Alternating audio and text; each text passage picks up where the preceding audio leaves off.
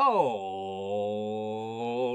then. Good morning, good evening, good afternoon, and welcome one and all. My name is Michael. I'm the Dead Aussie Gamer, and welcome to Starfinder, Season of the Ghost. Yeah, that's what I did.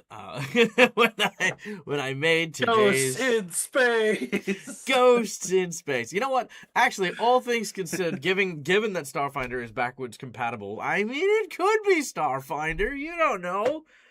Maybe Random portal opens I up, don't know. swallows us whole. Yeah, I don't know. Literally the only difference between Pathfinder and Starfinder is the computer check, and I feel like that's mostly it. I mean, there's other stuff, of course, but let's be honest. Anyway, now we're here playing Pathfinder Second Edition, Season of the Ghost, where our lovely and intrepid players, aka Patreons, are in an Asian-inspired adventure that was released by Paizo, playing the first book, The Summer That Was, here on my channel. It has been a while, my friends. How have you guys all been? You enjoyed the holidays? Had a good time?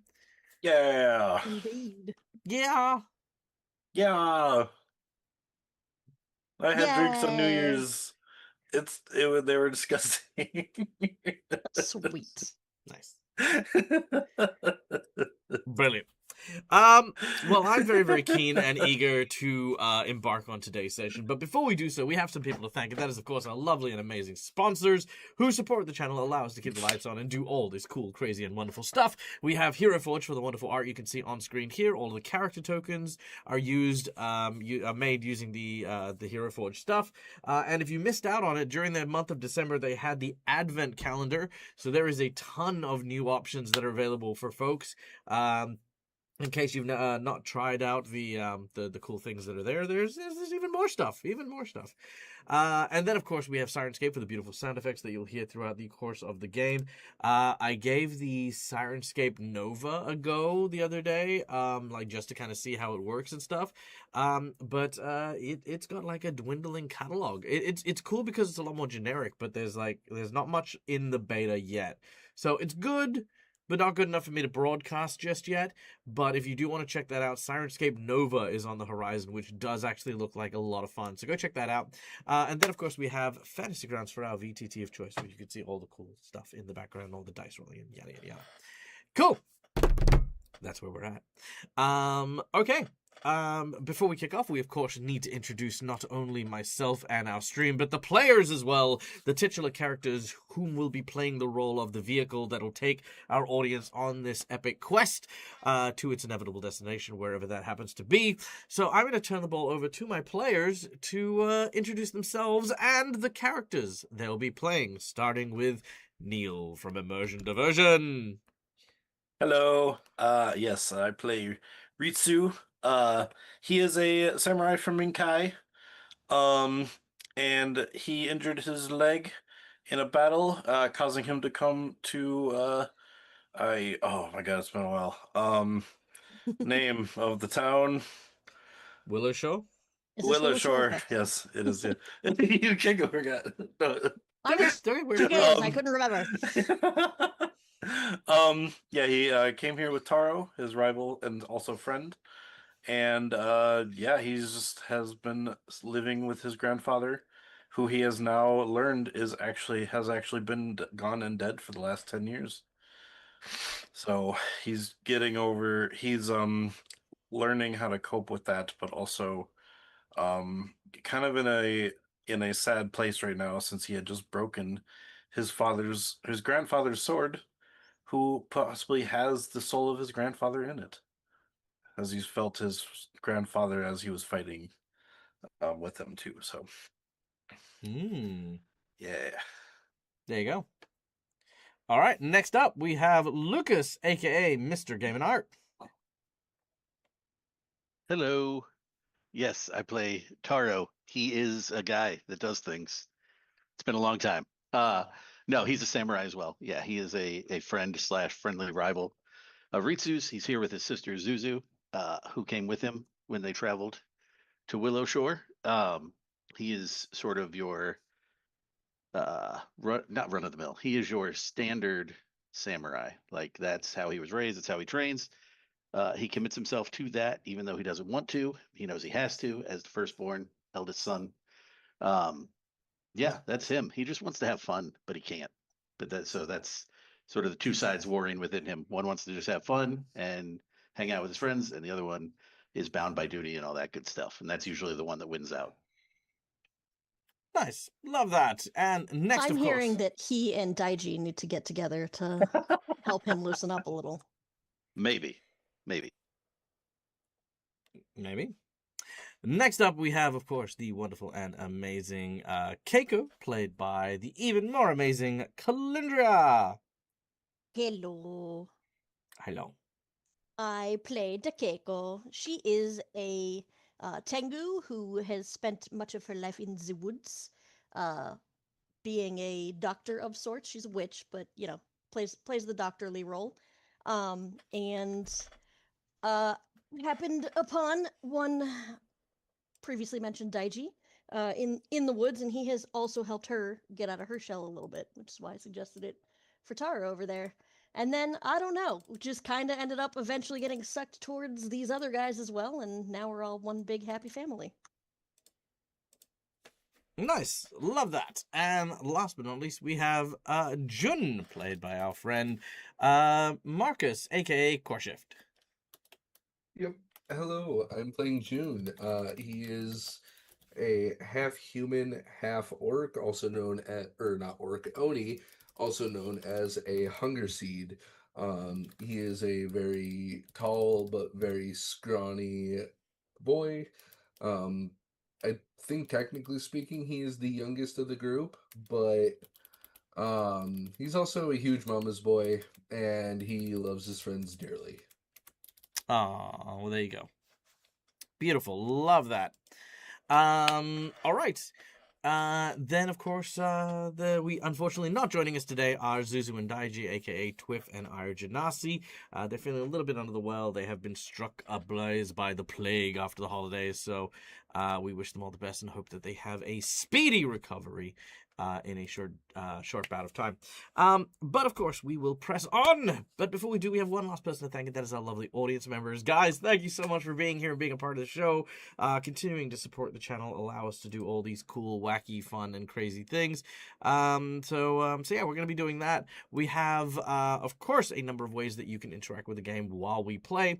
Channel points can be used in order to influence the game with things like inspiration, wandering bosses, wandering NPCs, divine intervention, divine healing, so many cool stuff.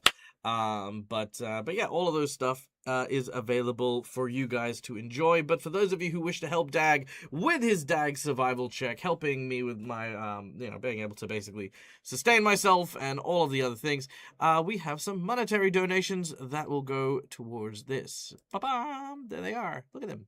I'll be right back because I just remembered I have another thing, as I'm sure some of you have noticed. There's a new thing on the list. Hold on. New stuff. Speaking of new stuff, guys, I think I see new image looks of hero tokens and crit tokens. Is that a thing? Yes, it is. It Yep, is a they thing. are new. They Okay, have so- Dag's face on them. We have. Yay! Ba-ba-ba-bam. Okay, cool. For $5, you can't can hear us, give so yeah. a player of your choosing a hero point, which are one of these little red marks you can see on screen here. They can be used to stave off death, petition the DM for stuff that isn't in the rules, or roll with advantage. Or you can use that $5 to provide me a jinx point, which can be used to counteract hero points, make bad guys roll with advantage, or complicate things ever so slightly. I'd For like to see what one of those purple tokens looks like. yeah, well, I mean, maybe they'll come up. We'll see. Then, of Yeah. course, we have our $10 donation, where we have two rewards potentially here. The first is a draw from our deck of plot twists, which we have over here. Without destroying everything. Ba-bam! These are random story-based prompts, which I will draw a random card from that deck in order to influence the game while we play, or... the $10 will be securing a role-play role, where depending on where we are in the situation, if we're meeting an NPC, if we are, just dealing with an encounter or whatever, instead of me being the one to deal with it, we could have a situation, for example, in which, let's see. the town crier What? begins to shout out some news that happens, and then we have to roleplay that. Or maybe our heroes happen to be at a particular venue, and they'll be provided a very delicious meal with some extra benefits. Or maybe our heroes are wandering through a meadow and suddenly have an encounter that happens. All of these are basically you create a moment in which I resort to the role play book, and we basically do that. So That's we've got cool. we've got both the plot twist deck and the role play book for that. So whoever would like to, if you'd like to do that, then we can do that too. Then of course we have our $20 donation, which is the coveted golden natural 20, which you can see on screen underneath Daiji, but you can have either give that to your player or give it to me. But it's a good way to swing things in the epic, fun and awesome way. Nat 20 for $20. That's it. Then for $50, we have two rewards. We have either the boss buff, where we increase the difficulty of a challenge the group is facing, or a harrow draw, where we draw from the deck of fortune-telling harrow cards and allow us to basically get a prophecy that can potentially provide our heroes with a ton of bonuses. If they fulfill the prophecy, they'll get a boon from the card, and even if they don't, for 3 sessions, they will get a boost to one of their stats based on whichever card they draw. So there's that. Then we have our $100 secret menu item. What is the secret menu item, I hear you ask? Well, our heroes are currently cleansing the town of Willowshore from the various bosses of the yokai variety that happen to be traveling around the town. The thing that I will provide as a secret menu item, just for the fun of it, there is an actual ritual, a sort of an event that happens, inspiring me very much from real world events to this game.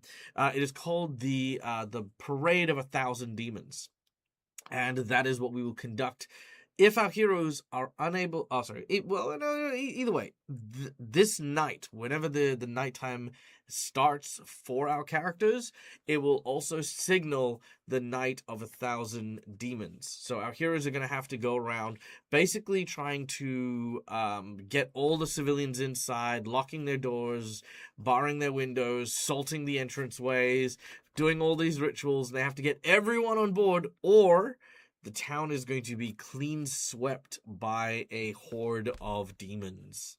So that is going to be the secret menu item, the Parade of 1,000 Demons.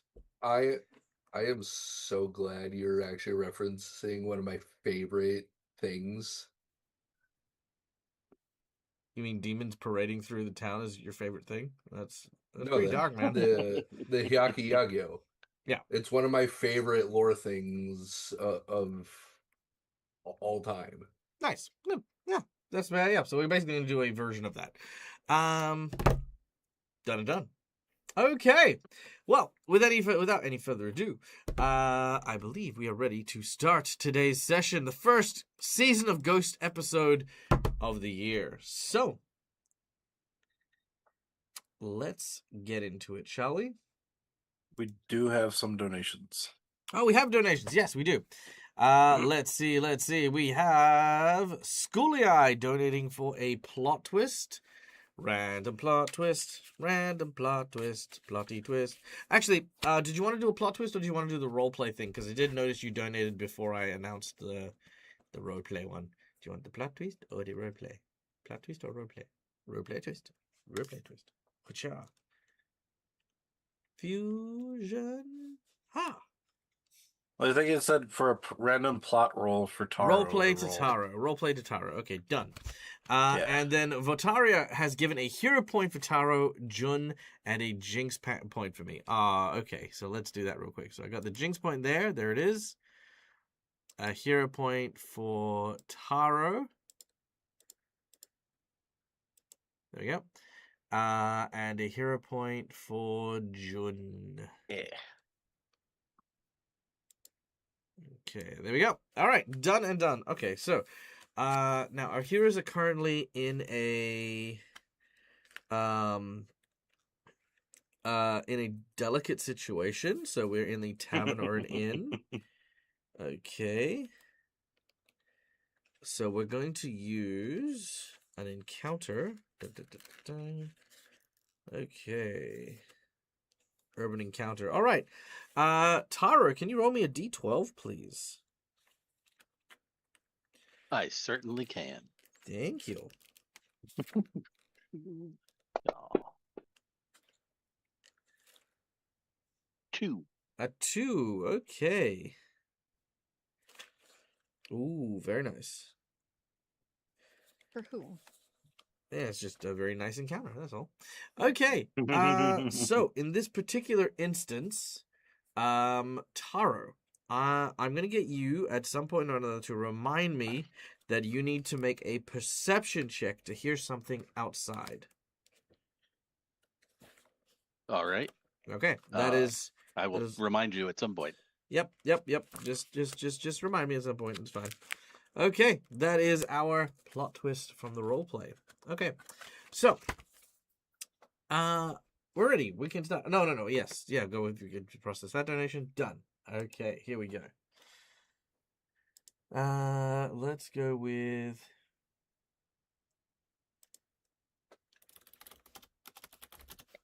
There we go.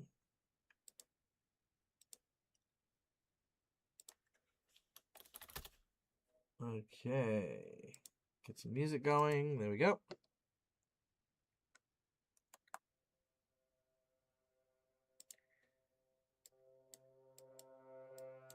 Beautiful. All right. So, when last we left off, our group of heroes were attempting to deal with the blood moon that hangs over their town of Willowshore. The ritual that was supposed to put at ease the ghosts and yokai spirits of the mountains surrounding their town seems to have failed, not in small contribution to the fact that, one, the guardian deity known as Ugly Cute, a giant spider statue, seems to have gone missing.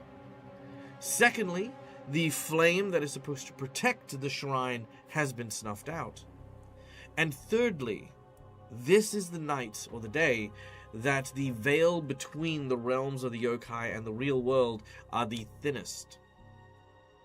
To that end, our heroes, rallying together, managed to return to the town and defeat a large number of haunted or enchanted or corrupted, however you want to spin it, monstrous creatures, centipedes, wolves, boars, and even bears. Our heroes also dealt with some gremlins, as well as a couple of noteworthy and terrifying yokai.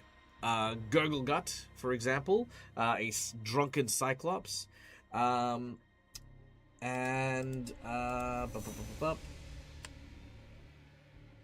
Mo Donqui, a geez, what are they called? This thing, who is a. There's a name for what he is, and I can never remember it. Terrifying? Creepy? Those things. You're gonna make me Google it and embarrass myself, aren't you? Yeah, you are. Hey Google, what is the name of the long neck yoke? You know how when I'm like talking to like, you know, like a voice activated AI thing, you know, like it's kind of like a thing being interrupted partway through, super unhelpful. But yes, you are indeed correct. I was trying to say, but I'm eating peanuts, so I was muted. Yep, but I also did. I am No. also fairly confident me and the audience didn't hear because you spoke while I was speaking, and that's generally how this kind of works. So, do you want to say that again, please? It's a Rokuro Kubi. Rokubi. Oh, that was too good. It's not, but you know, sure. I know. Okay, let's have a look here. Let's see. The Rokubi. Oh, welcome back, everybody. The stretching type of Rokubi is a woman who stretches their long neck like a winding snake while their body remains asleep.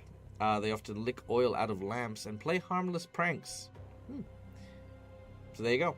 And there's a variation called the Nukebi, which is one where the head actually just detaches altogether.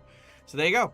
So yeah, that is That was what I the was thinking. hedonistic demon, the Rokurokudi. So they've defeated Modakwi. They've defeated them.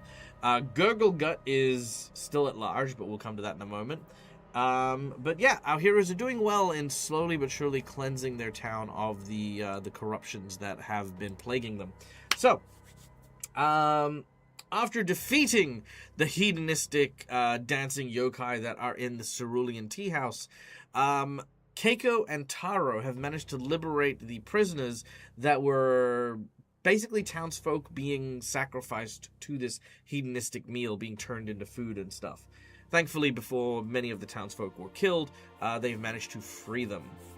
However, the battle was brutal. Both Taro and Ritsu have expended quite a vast amount of their stamina and strength for this fight. And in order to go and save the people who were trapped, Ritsu volunteered to just take a knee and sit down and rest, while Taro went to go help Keiko. Ritsu, however, now looks down at his knee, the physical exertion of his battle having re-exacerbated the gruesome injury that actually brought him to the town in the first place. But no sooner than he holds and sort of rests up, the sliding door opens, and in walks Gurglegut, having been chased away by Taro and Keiko. And it is here we begin. Gurglegut walks in. As he turns, he seems to be muttering to himself. Stupid samurai coming in and ruining all our fun. I'll show them and teach them, throwing me in the river, getting me to sober up. If I see a samurai again, it'll be too soon. I'll peel their skin off and then mix it with their guts and some sake and soy sauce and eat it. He then turns around and he sees Ritsu. You then watch Have fun, Ritsu. You then watch as a wicked grin sort of slides over his face. I'm not here. This is not me. Blend into the wall. Blend into the wall. Oh no. He looks at you and he says, well, even if luck may not have been on my side before, it definitely is on my side now. Oh, you look so injured and vulnerable and No. tasty. Stay away. Oh. He jumps forward. Oh.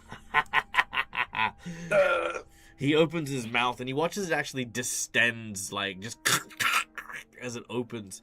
And then suddenly you hear the door open. Jun, you have been doing your best to help around town and know that there's been a commotion here at the Cerulean Tea House.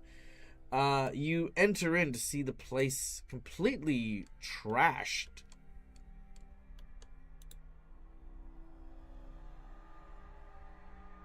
I missed single thing you said because I had to BRB. You enter into a room. It is in a tavern. The tavern, known as the Cerulean Treehouse, is trashed. That is all. It is indeed. Gurglegut quickly slides one of the doors shut. You kind of hear the door shut, but you don't see it. And Gurglegut sort of puts his hand over Ritsu's mouth. He kind of looks at you. You can kind of tell the communication here. He wants you to be quiet, and if you make a single sound, he'll tear your throat out or something equally intimidating. Or something dark side. Something dark side. Okay.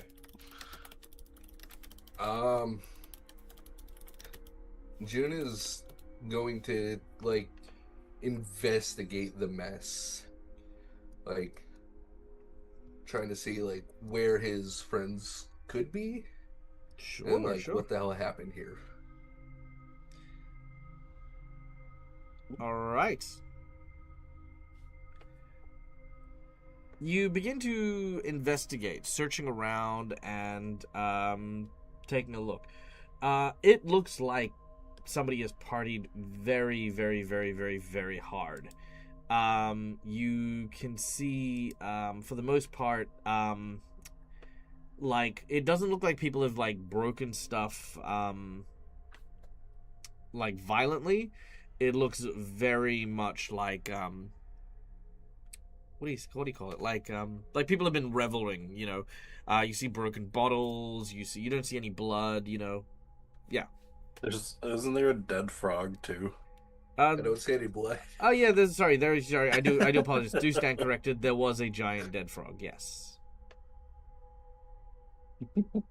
Oh. Okay.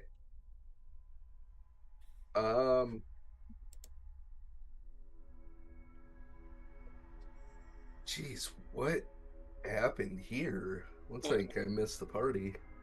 I feel like Daiji's involved somehow. Stands to reason. Alright. June is gonna call out into the building. Hey, guys, are any of you here? Okay. Keiko and Taro. Taro, can I get you to make me a perception check? Oop. This is the one that I needed to be reminded can't. of. This is Now okay, cool. Marcus got yeeted Marcus got yeeted? in Zoom. Yeah, his Zoom went. Oh, okay. Well, he'll come back. Perception. There you are. Not great. Ooh, not great. Oh Okay. Can I get you to make another one, please? What's my -2 for? What is that? Oh, I'm You're sickened. sickened. Am I still sickened? Yeah. Damn it. Yeah, lasts I would say it was a that long room time. that was also kind of disgusting. no. so- Yeah. Yeah, it was my fight with the dude. I did Yeah. purge once though. Yes, you did. But you are still a little drunk.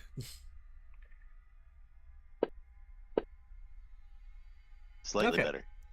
All right. What level are you guys? You guys level 2, 3? Yep. 2. Okay. Oh, you don't even hear that either. Oh, okay.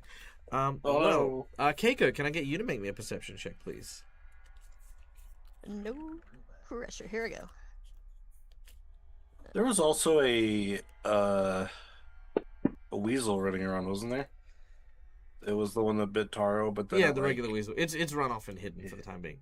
Oh, Okay. All right, Keiko, you do hear something, but you don't hear it coming from inside the building. You hear it coming from outside. Someone appears to be calling for help while running through the streets around the back side of the building. Help! Help! Man, woman, child.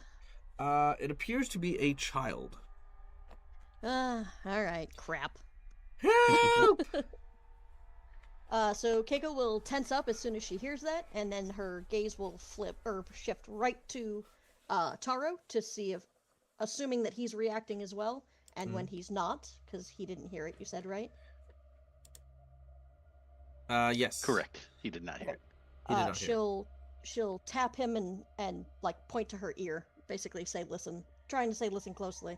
Do you hear that sort of a thing, or am I going insane? You know. He will listen and try to hear it. You just don't. He'll just look at her and shrug. She will sigh. Which direction is it coming from? The back of the tavern, so over this kind of area, a little bit of a distance away, but yeah, that side. Okay. Are these windows that can be actually seen through? Yep. Okay. She's going to approach the window and try to spot wherever this voice is coming from. You do not. It's almost like inconveniently you'd have to go out to explore the place to find the thing, and I wouldn't just Crazy. give it to you from, where you're standing and Yeah, it yeah, goes yeah. 3 points around. Hence the, you hear So- something. Are all of the tanuki that were in here are being like funneled out, they're already gone, whatever? Well, you haven't told them to do anything. You have unlocked the cages and stuff, and the townsfolk Okay. are just here, but you've locked the back entrance, so you can't get out that way. Okay. She's going to... Taro, you're coming with me, sort of a thing. Is it okay if she grabs his hand and pulls him? If I may offer a suggestion, Mhm. slow down. There may be a certain amount of like time constraints, but as a game master, you don't actually have a time constraint here. Okay. Right? Deal with the scene you're in, and take those moments and build the scene upwards. Don't try to like necessarily push too quickly. Like you're not going to lose any efficiency. Enjoy your character, enjoy being in the space, and I am currently in the process of providing you that space to do that with. Yeah. Yep, gotcha. Cool. Okay. So she will see, because she knows that Ritsu is back there, doesn't want to leave him alone, but this is a child. It's kind of a big deal, but she might be crazy because she's the only one hearing it, apparently. Mm-hmm. Also, yeah, I mean, so keeping in she mind, like, the whole idea behind, you remember the whole, like, there's the rules of the ghostness, which we will recap right now, because I have it over here. There are rules to be followed. The 8 practices: do not call a ghost. Instead, address them with a friendly greeting. Do not pat people on the head or shoulders. Avoid entering bodies of water when a ghost is nearby. Do not eat food that has 2 stick-like objects protruding from it. Do not lean against the wall during the day. Do not whistle at night. Do not leave laundry out at night. If you hear someone calling your name from behind you at night, do not turn around. So, they're not really calling your name, they are calling for help. But that doesn't mean it wouldn't give you pause for a moment, to be like, well, are the yokai just tricking me, because they are tricky tricksters. Okay, because what I was thinking I would have her do is basically go to the door, peek to see if the guy that she locked out there, which I know he's not, but would peek to see if he's still out there, obviously still out there. Sure. And then kind of stick her head out. Which is why I wanted Taro next to me, because I don't want to get pulled into the darkness and die immediately. Sure. I believe it's still the afternoon, though, if I'm not mistaken.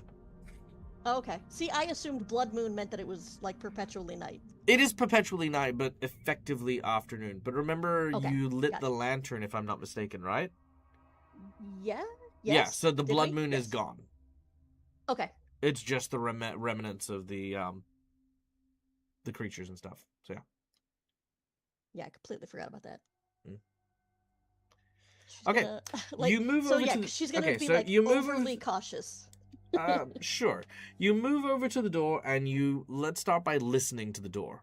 You place your ear upon it in order to try and hear to see if there's scratching or movement on the other side. Thankfully, there does not seem to be. Hesitantly, you reach for the lock, and you unlock the door. With a very, very soft creak, the door opens, and you peer outwards. However, being a Tengu, your beak is the first thing to go out, then eventually your eyes. As you do so, you do notice that there is no one at that back entranceway. It seems to be clear.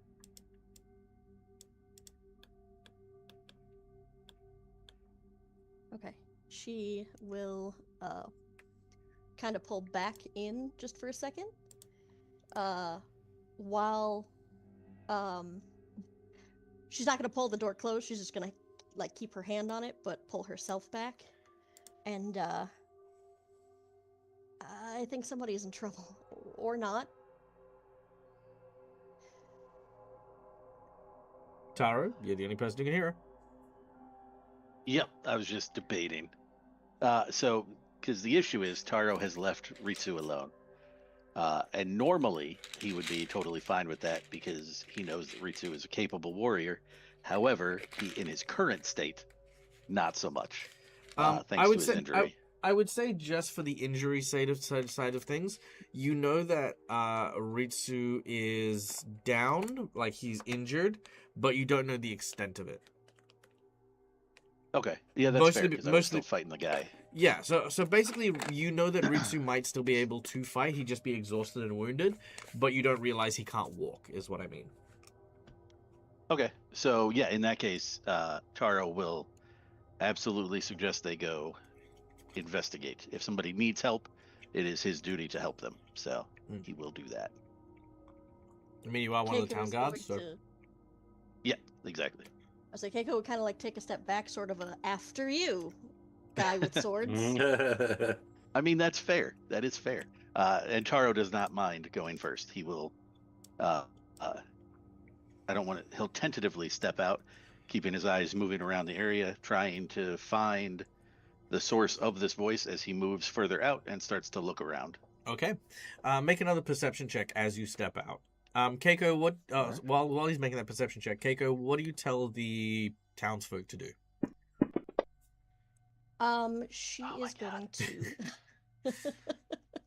Your hat's Stop in your it. eye. What are you doing? I'm so distracted tonight. It's fine. Right? Yeah, I like it. I like it.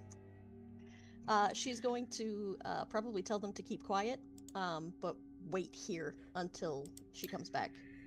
Okay, cool. They will do that, and you begin to head out.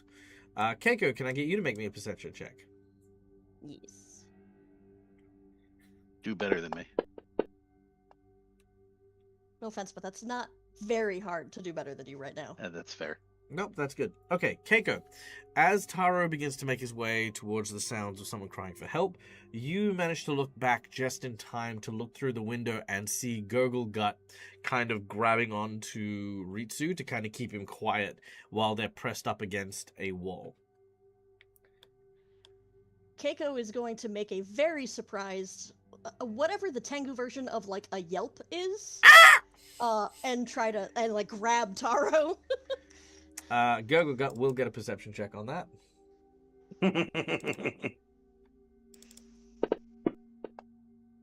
He does not notice. Okay.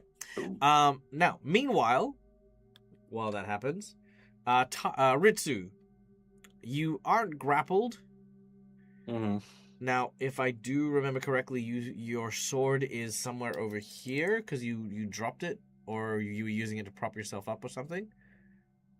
I thought because after the fight, when Tara went away, Oh I yeah, was no, able he to gave grab you it the and sword. unlock- Yeah, he gave you back your Yeah. sword. Yeah, I remember. Yeah, Taro handed it back and then to I you. and Yep, then I yep, kind of crawled over to the wall and leaned up against it. Yep, cool. So you Yeah. you do still have your sword. You do still have your sword on you, and you are laying against the wall, injured. I don't remember if I managed to kill the puppet guy that was over there. No, he ran off. Because he was the one that had the spear. I was trying to keep having him drop. I All right. don't know if he left or if I killed him. I think he just escaped. Okay, yeah. Okay. But what do you want to do? He told me to be quiet if I don't want to die, and I'm not in any position to get a good attack off right now, so I'm gonna stay quiet. You gonna stay quiet? You're not gonna do anything? Not gonna struggle? What can I do? I've got a broken leg. He's probably like leaning, or my sword isn't at a good position to get a hit off, and he will kill me if I do anything. So yes, I'm not going to do anything right now. That's a shame. I think I will be looking around to see if I can do anything, like to see if there's anything possibly I could do. Oh, I'll give you something to do. Okay. That's not a threat. I mean, it is a little bit, but also Right, not. I was gonna say, Right, I die. literally just said die. Okay. But like, I think in the trying to stay as calm as I can, because Okay. I don't remember if I was still feared So- from. You try to stay calm. That immediately fades away. Because as Gurgle Gut is holding you against the wall and looking to like sort of keep an eye out on Jun, like that's where his focus is. He's listening to the guy who's just come in. Yeah. What you notice, and Gurgle Gut doesn't, is that from your very own shadows that's now made upon the wall that you're leaning against, black ooze starts to drip down your shoulders. And from the ooze, these blackish hands grab onto it and start to crawl up your face.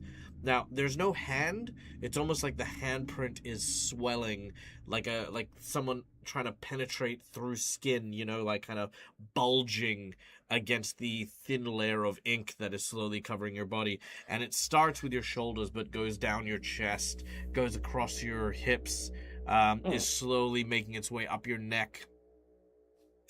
Because yes, indeed, one of the things you can't do during the day while you are with ghosts is lean up against a wall. What? Is it during the day, or I thought it was at night? As You I just said it mentioned was the before, it afternoon. was the afternoon. Yeah, correct. Mm. During the night, you can't whistle. Whistle. Yeah, I believe that. Yeah. I think I'd start feel. Do I feel the stuff on me, or is it like? Yeah, absolutely, 100%. Yeah. Okay, I would start making noise. Okay, Jun, make a perception check.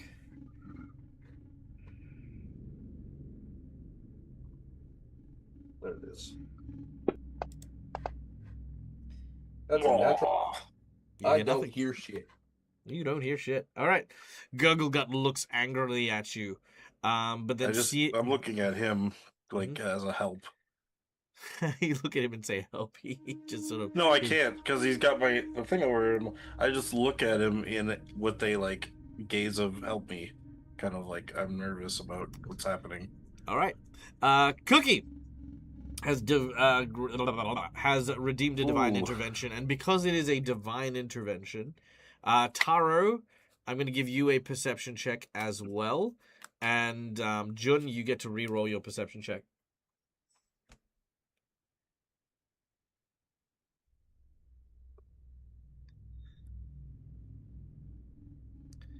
Perception text.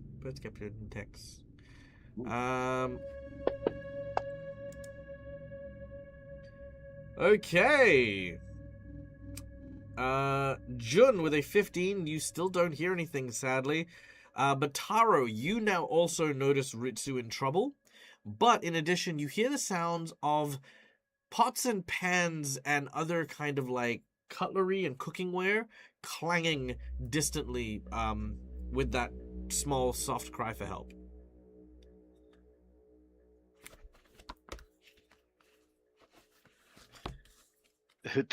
Taro is going to look back and forth from where he hears the sound to the window to see Ritsu and back and forth. And he's just going to kind of sigh and go, well, shit. Because he has a thought that what he's hearing in the distance are more of Daiji's relatives preparing to be cooked, because that's what was happening here. So that's what he's assuming those sounds are in the distance.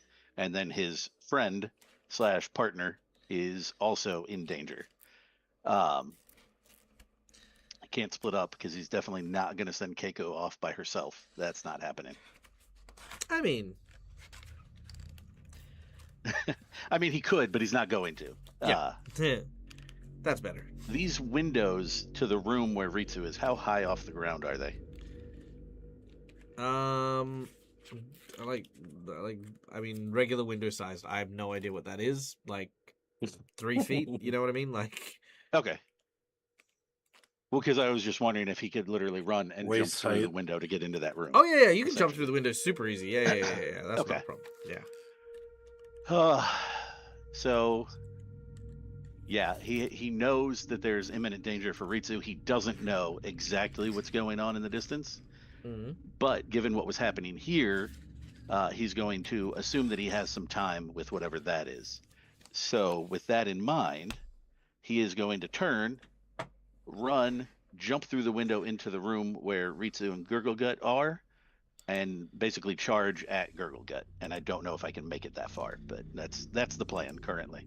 Oh, but before he does that, he's going to look at Keiko, and he's going to be like, I'm about to do something real stupid. Stay close, but not too close. And then he'll take off. Okay. Okay. First of all, also, Cookie, thank you so much for the hero point for everyone and a jinx point for me. Much love and much Yay. appreciated. Okay. Thank you. So where do I even begin? Okay, let's go into initiative. I feel like this is a good initiative point. All right. Is he moving before initiative? Because he's. No, because technically, I mean. I'm just checking the distance real quick. Oh, gotcha. Yeah. Okay. Cool. All right. So, Gurglegut will get to react first, and he is only reacting to Ritsu currently being sucked into the wall. As he looks at Ritsu, whose eyes are pleading for help, he sort of smiles, and you watch as he kind of like pushes you a little harder, and you start sinking into the wall. He's gonna make an athletics check to do that. Oh no! You bastard! Oh no! Oh. Can I Oh. try and oppose it? No. I mean, you can. Do you want to? If you roll a natural 20, I'll let you oppose it. If you I fail, don't know, we're I'll gonna go try, another way. I know. I mean, better than I nothing. hope yeah. you not won it, Neil. Go on. Why do you have to say that? I don't want to do it. Well, now you got this. You got this. All right, let's try it. Come on, fantasy grounds. Ooh, not a nat 20, but a 24. Okay, a 24 unfortunately is not going to beat him. Mostly because he beats you, but then Yeah. because he got a natural 20, he beats you by a margin. So, so yeah. I kind of figured, yeah. Yeah. So it's technically a failure. Yeah. Okay.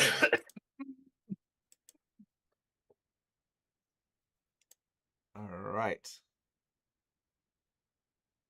Almost like just grabbing at his arm to try and get him to let me go, but I'm failing at it. Oh yeah, absolutely. As he's pushing As he me. pushes you in, No. let's go with which battle music do I want to go with? Ooh, that's a good one.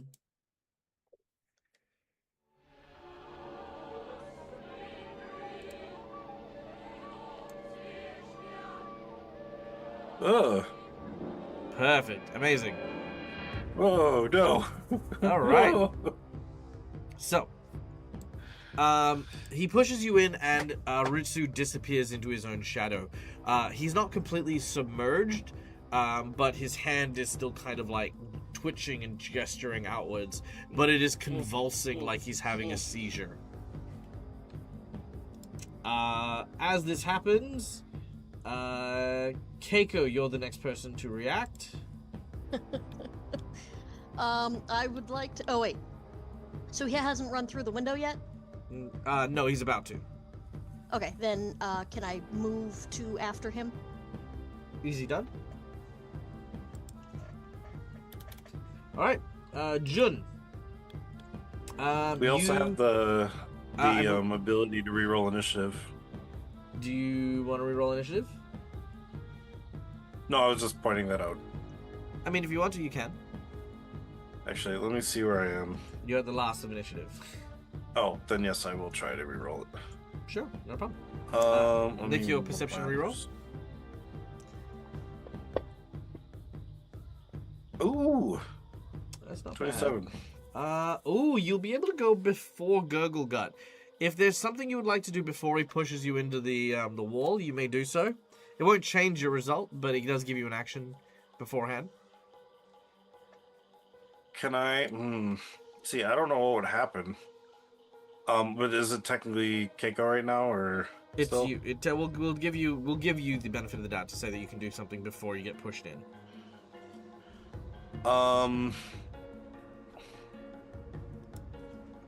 Can I just, with the sword that my hand is in, Yep.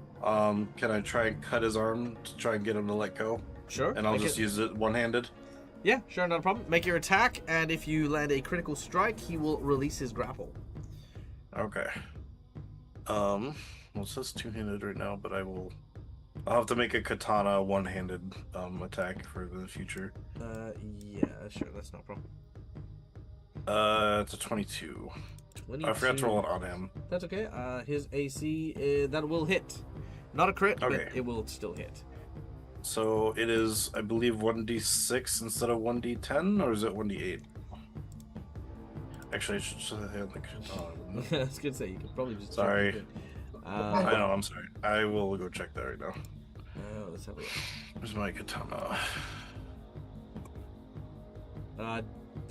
Deadly D8, so it'd be a D6. Okay. So I'll just roll d6, add 3 in the modifier Sure. for my strength. Yeah. Do you have katana on your character sheet? on your I equipment? did. I think I accidentally just got rid of that katana because I replaced it with one that I did the instant or the Okay. ancestry one. Okay, that's probably why. So it's not I do there. need to add. Yeah. That's okay, take your time. So 6 points of Okay. damage, Gurgle Gut will take, not a problem. You've got 2 more actions, what do you want to do? Can I use the? Oh, I forgot. Oh, well, he's pushing me, right? Mm-hmm. Can I use blade break to make it so he's not pushing me? You What's plow blade your break? weapon into the floor, wall, or another sturdy surface, anchoring yourself in place. If you would be moved 20, well, it's not 20 feet, but you are moved only 5 feet. Otherwise, you don't move at all. It's feat I have. I'm gonna say no, that's not gonna help you here. Okay. Because you're not Just technically wanted to being make sure. pushed, you're already at the location that's dissolving you, or that's pulling you in. you Okay. know? Then instead, can I just try to use my weapon as leverage to make it so I don't get pushed anymore? No, because he got a crit, remember? Oh, I'm sorry. Yes, you're No, right. it's okay. You Okay. can. Sorry, let me rephrase. You can, and I do apologize, but it's good for role Yeah, yeah. play. You know what I mean? Like you can, but I just want you to be aware that while you are doing that, you won't mechanically stop yourself from being Okay. pushed in. But you've kind of like stabbed into the ground, and it's kind of dragging you back. All right. Well, if that was one action, because one I have more. no idea what's. Oh, one more. Yeah, you've braced yourself. You stabbed. You got one more. Okay.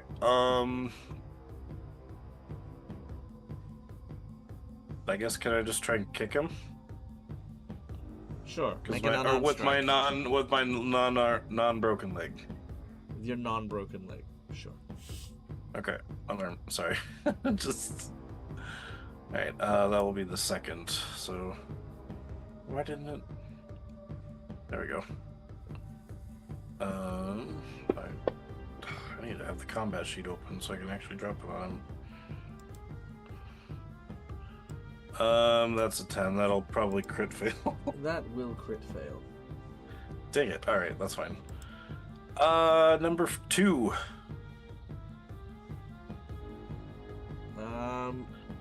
Number 2. What do you mean number 2? Crit card?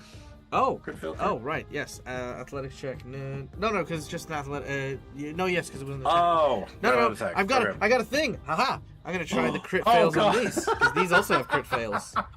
Hold on, let's find out. We're Oh playing no! now. We're having fun. Okay, here we go. Here we go. Magical item misfire. Alchemical misfire. Malevolent. Magical curse. item misfire would be perfect for his sword. Okay, critical hit. I wasn't hitting him with the sword though, I was just kicking him. So yeah, I gotta grab a katana to put in my inventory. Just for reference. Oh, does it not have it was fumbles? a wandering pot. Oh no, these only have critical hits, so no fumbles. Thankfully, I think. Oh, okay. Okay, cool. So if there's no fumbles, in which case, let's look at. So you said number 2. Yeah. Okay. 1, 2. Here we go. Unarmed strike. Something broken. Oh, my other leg. You take 1d4 bludgeoning damage, and you break your other leg. Ah! No. Ooh, Don't worry, I'll pull out my other leg with my hands. Ritsu's gonna end up being the Black Knight from Monty Python. You have no legs. Yes, I have. Okay, thankfully it's only 1 point of Ouch. damage. However, you now have a second broken condition as your Ow. your second leg is broken. Gonna need implants on my legs eventually. That's not great. I don't think you're Okay. gonna need anything because we're all gonna Yeah. die. We know you can't win an argument because you don't have a leg to stand on. Ha. All right, Jun, you're browsing and perusing the area. You still have not heard any kind of commotion whatsoever. Where do you want to go? What do you want to do? Well, do those stairs lead up or down? Up. Well, if Yeah, up. I had my friends kidnapped in a place, I'd go up. So June is gonna head upstairs. You don't know if anyone's kidnapped. You're just looking and exploring because this place looked pretty. That too. Upstairs seems like a good idea, though. Sure. All right, you begin to make your way upstairs. Yeah, so it's here. I'll just use all my actions to move up. Yeah, upstairs also looks pretty trashed. It is dark. I see nothing. Okay, you will see something in a moment. Once I add Stingy to the encounter. Oh no, Stingy! Make a perception check. It's stingy. I don't like the name Stingy. It better not be another fucking roach. Oh my goodness, why is Fantasy Jones being so goofy for me today? I just had to roll 3 times for it to get... And that's a natural 1. Oh no! Failing to recognize it, amongst the rubble of this upper area, Stingy, a scorpion,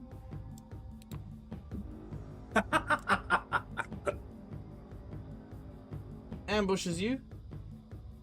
What is he? He is a... I mean, that's what he looks like. A scorpion with Ooh. that's got like an armor shell made of debris. Honestly, it's kind of cute. Stompian. Yeah, he's gonna well, as his name implies, he's gonna sting you. I do not see him, but I still love him anyway. All right. I'm about to feel him.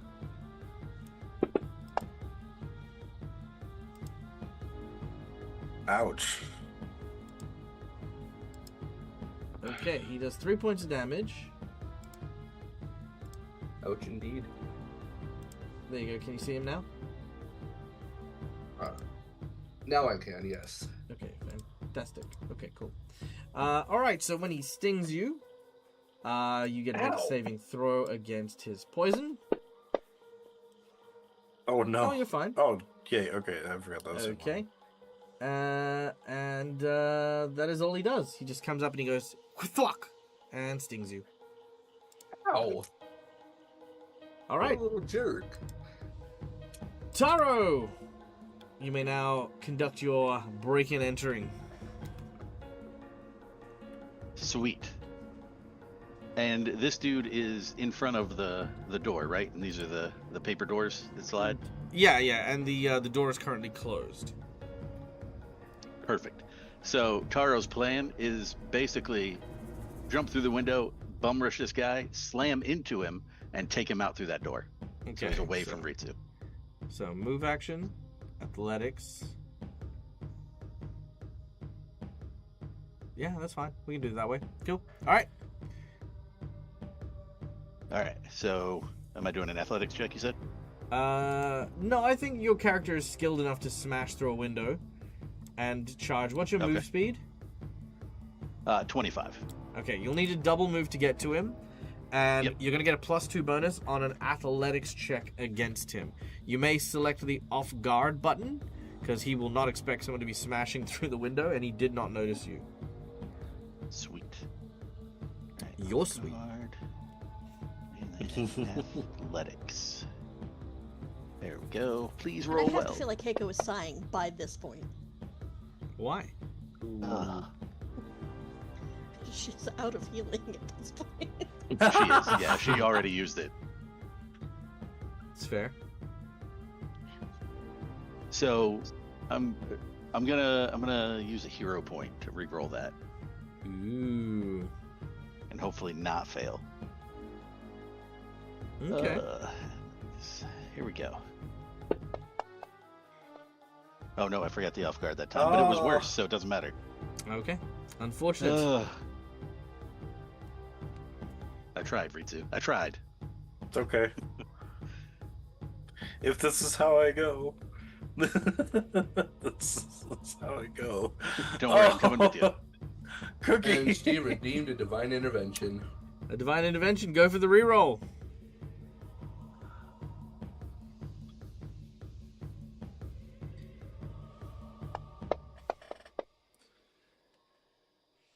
All right, that's an 18. Ooh. Much better. Thank you, Cookie. The DC you need is 19 on the athletics to put. Oh, sorry, 19, but with a -2 that he gets, that will actually hit. Nice. Oh. All right, you smash him through the wall.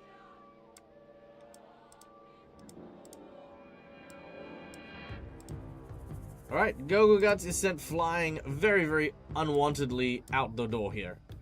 I'm gonna say, Jun, you can kind of hear that coming from downstairs because it's tearing off a wall. Okay. I'm distracted by a scorpion at the moment. You are, but at least you can hear stuff.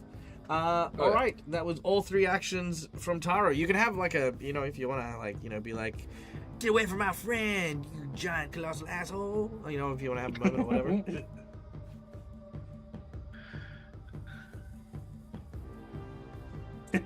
Taro? I don't know if Taro's saying I guess anything. not. What? Sorry, what's up? I said, do you want to have a moment, like a role play moment, after you collide him and stuff like that? Sure. He feels really good that it just happened, and As you should. he's going to give in to his baser impulses here, and he's gonna just stare down at this dude that he just sent flying through the wall. He's like, and that's how you make a damn entrance. And then he's going to Nice. basically try to keep him busy. So hopefully Keiko will follow behind and go for Ritsu to try to help him. Nice. Love that. Okay. Fantastic. Which then brings us to Keiko. Yes, there is sighing, most definitely happening. But as soon as she sees the collision, she's like, okay, well, okay. And then is going to try to gingerly, so she doesn't cut herself, follow through the window. Okay, you make your way through the window. And then she will head towards Taro. Not Taro, Jesus, Ritsu. Yeah. You don't see Ritsu. You just see a hand sticking out of the wall, twitching violently. Amazing. But I saw him go into it, right? Because I You saw did, him before. Yeah. Okay. I'm just clarifying yes. what you see. Yeah. Okay. So she's going to fucking sprint then. Okay. Sorry, 2 seconds. I didn't count. While he's doing that, I'm gonna count how long it takes me to get over there. Oh god. Actually, hold on. Oh god, I'm right there. Okay, that's double moving. So. Sorry. If you were noticing me on my phone, it's because I was ordering a pie, and I will have you know that I love my pie shop because my pie shop just called me and be like, "Hey, dude, we don't have this pie. Can we, we'll replace it for you though, free of charge, and give you a little bit of extra stuff." Ooh. Fucking love Okay, my but what pie kind shop. did you order? I ordered a chili cheese pie, and they've given me a pepper steak. Ooh. Okay, but Oh, the that's chili still cheese sounds good. really good. Yeah. Yeah, well, yeah, because it's got chorizo and beef stuff and cheese and stuff. It's really, really good. But yeah. Oh, don't worry, Matt. I'm already asking the important questions. Yeah. So she's gonna double move to get to the hand, and then she's gonna try to grab it. To obviously with the intent, I assume next time to pull. Sure, not a problem. Well, you can actually pull this round because 2 actions to move up to him, 1 action to pull him back. Okay, yeah, she will try that. What do I need to do? Athletics check. Oh, that's not great, guys. Hold on. No, I mean, you're trying to pull someone out of the, Yep, that's a 2. There we go. There's my That's bad. no. That is a Dag, critical I have fumble. 3. I have 3 hero points. May I use one? You may use one.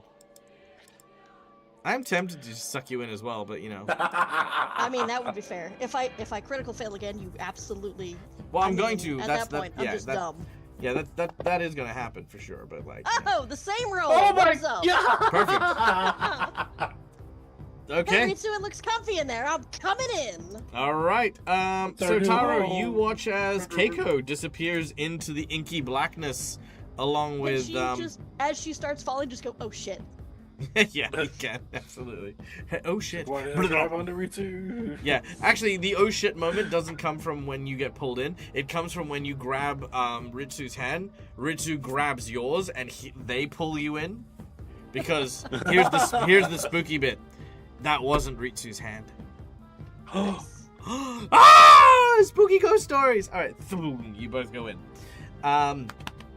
All right, we'll deal with that later. Ghost stories. Okay, then we Just go to okay, we're gonna so Ritsu and Keiko, you are out of combat for the time being.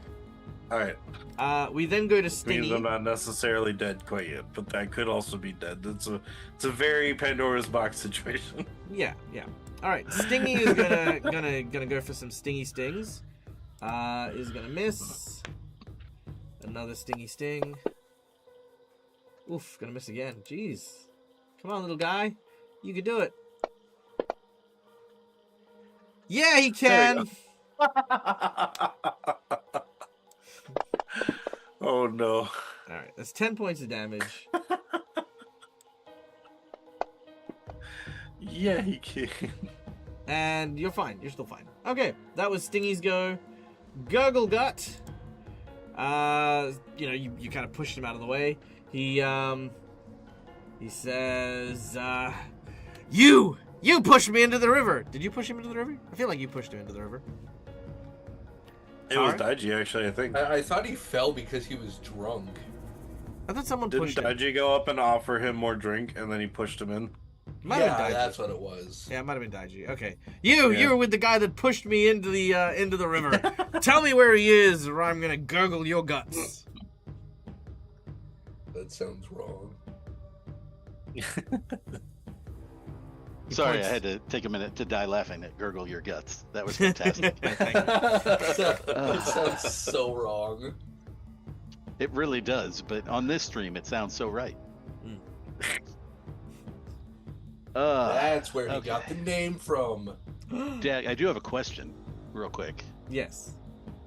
What do we know as residents of this town about what happens if you were to violate one of these 8 rules? Usually you get taken to the spirit world, or the upside down, or whatever the equivalent version is. Or you potentially pull or invite those evil spirits out and into you and into places. It's like when June yelled for Okay.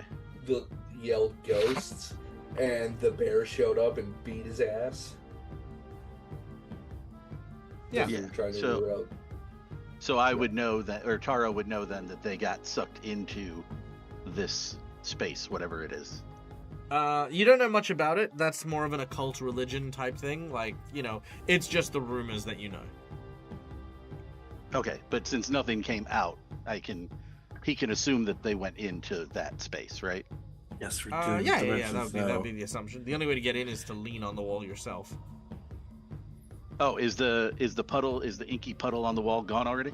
That they went through? Yeah. Well, it'll be fading, if that makes sense. Okay. Because honestly, my plan was to have Taro watch this happen and just go, "Ah, hell," and then jump in after them. That could be kind of funny. That's what I was thinking. Leave June behind. Do it. I don't know that June's there. I Because know, I have exactly. No one not knows slept June is tonight. Do there. it. Do it for the funny. But that was my plan. Is he was literally going to look and go, "Oh hell," and then jump in Okay. Make a reflex if he save. could. Okay, I can do that. Let's see. Reflex. We It's here my worst on one. the Sweet. Dag channel love doing it for the funny. All right, 18. Okay, 18. Okay, you manage to stop yourself just before you brain yourself on a solid wall. As you...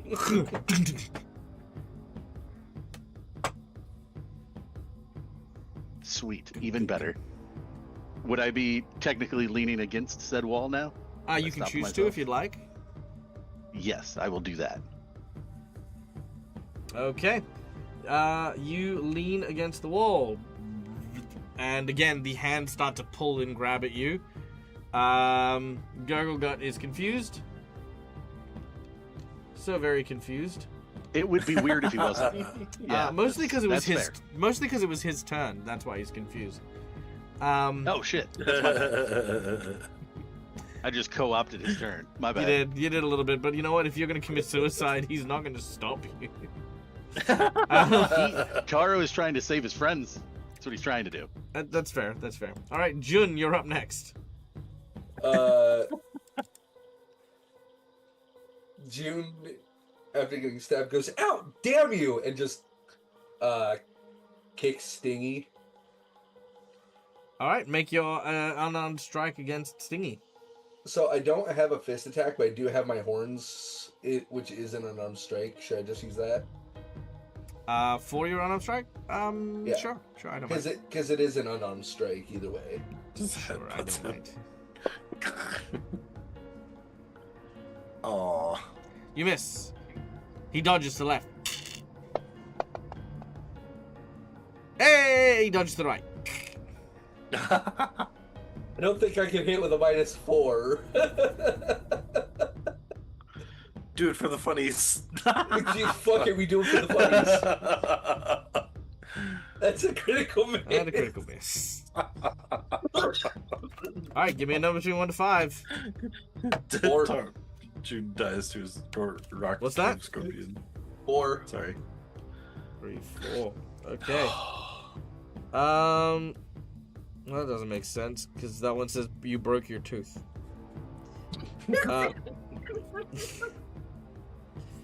Oh wow, okay. You accidentally step on a nail, hit yourself with an unarmed strike as a critical hit. Not a quiet place. Ow. Oh wait. Oh no. He's getting tinnitus. I rolled max damage on myself. You just killed yourself. Oh my god. On a nail? All right, you fall down the Only- flight of. You fall down the flight of stairs. What? Onto the frog. If ever a fitting end for a Marcus character, this is it.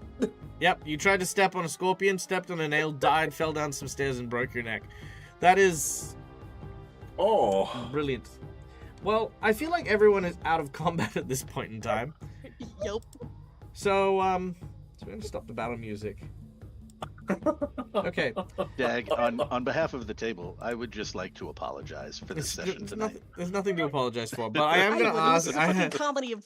I am going to ask that you all take a moment to think about what you've. No, I want you all to just take a moment because I need to go take 2 minutes just to kind of figure out what the fuck I'm going to do. Okay, we're going to stay on stream. You guys can communicate. No, there's no map. I don't think there'd be a map for the upside down. I'll be back. I'll be back. I'll be back is the primary thing. Okay. Yes. Just talk among yourselves, and I'll be back. Okay. 2 seconds. So we just broke Dag, I think.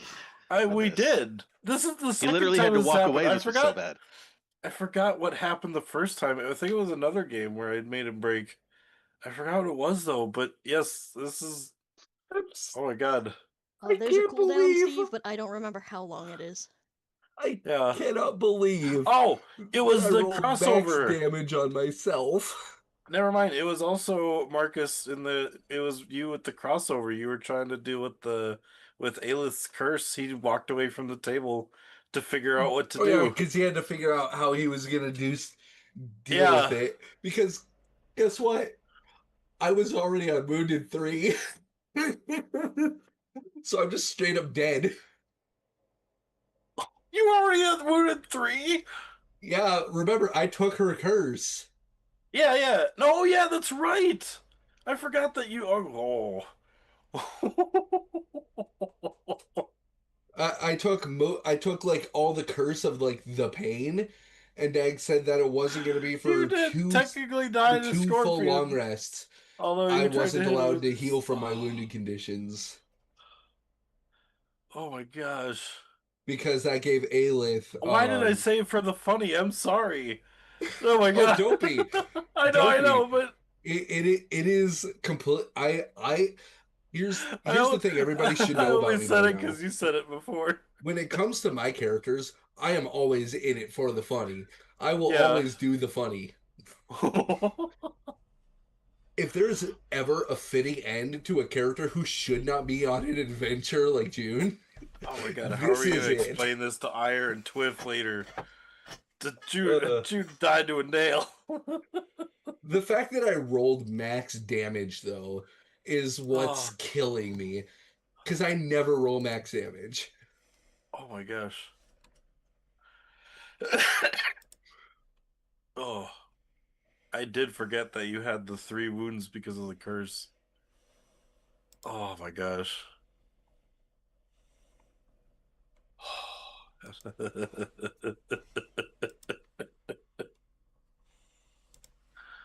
Oh. Okay. I have an idea. Maybe. And this is how we transfer to a Starfinder Max, campaign. Max. No. No. Max damage, wow.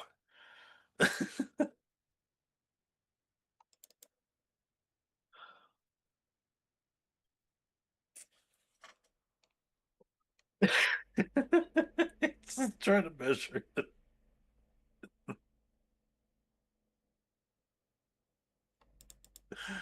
Oh.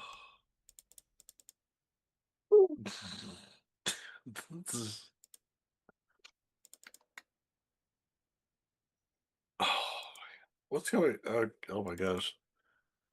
Oh.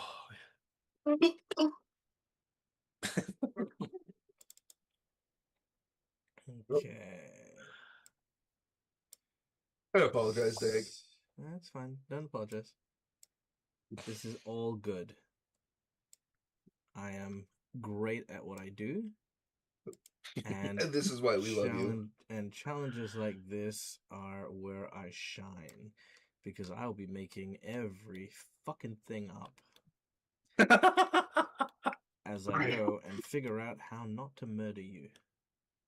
Okay. So, let's get rid of these guys for the time being. As far as you guys are aware, you have died. Or at least gone to the spirit world.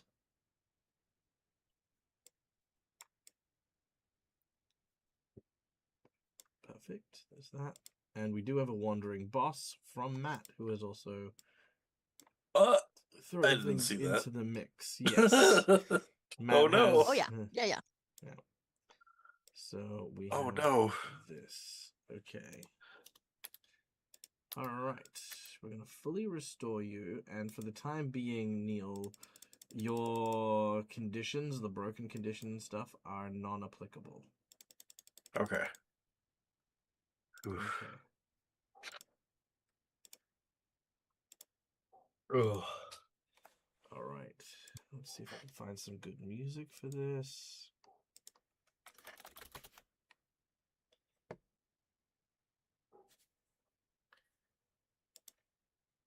Okay. I just love it. It's pulled into the spirit world, pulled into the spirit world, jumped into the spirit world, sent to the spirit world. It works. Okay. Via self-infliction. Okay.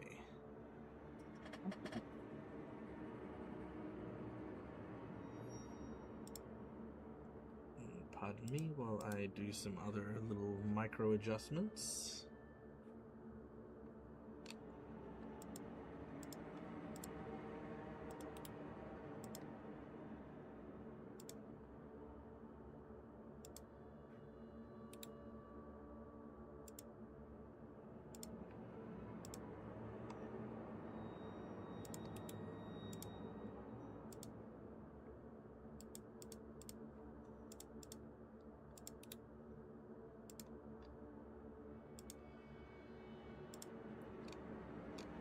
Okay.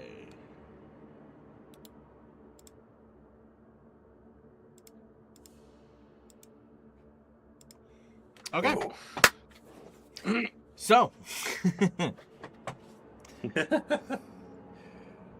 as Ritsu, Taro, and Keiko find themselves disappearing into an inky blackness, they find themselves slowly coming into vision of a large pair of tarot gates that seem to flank a dark path.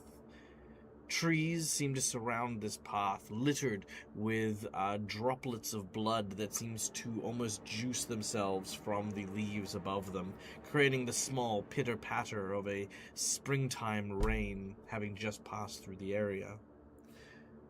It isn't before long that you hear a voice coming from the fog towards the southernmost, or the descending staircase, rising up towards you as Jun, you are making your way out of the fog, seeing your friends ahead of you.